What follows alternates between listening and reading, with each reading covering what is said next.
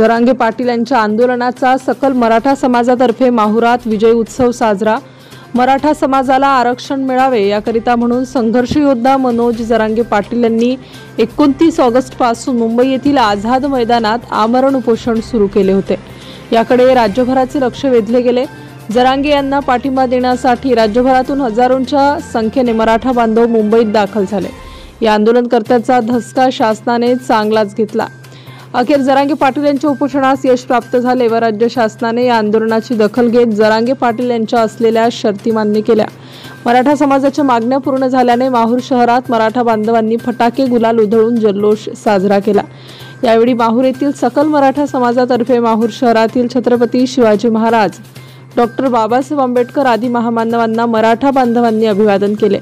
तसेच फटाक्याची आतिषबाजी करून एकमेकांना पेढे भरवून जरांगे पाटील यांच्या आंदोलनाचा विजय उत्सव उत्साहात साजरा केला। यावेळी माजी उपनगराध्यक्ष राजकुमार भोपी, मराठा सेवा संघाचे राष्ट्रीय उपाध्यक्ष ज्ञानेश्वर कराळे, डॉक्टर पद्माकर जगताप, जयकुमार अडकिने, विनोद सूर्यवंशी, अनिल पाटील हडसणीकर, ॲडव्होकेट अविनाश ढगे, ॲडव्होकेट उज्ज्वल भोपी, प्रसाद चौधरी, गणेश वाडेकर, संजय घोगरे, मंगेश सूर्यवंशी, वैभव जाधव, निखिल शिंदे, सचिन देशमुख, दादाराव सूर्यवंशी, तुळशीराम ठाकरे, अशोक माने, रामचंद्र भुसारे, राजू सोळंके, राजकिरण देशमुख, शिवशंकर थोटे आदींसह शेकडो मराठा कार्यकर्ते यावेळी उपस्थित होते।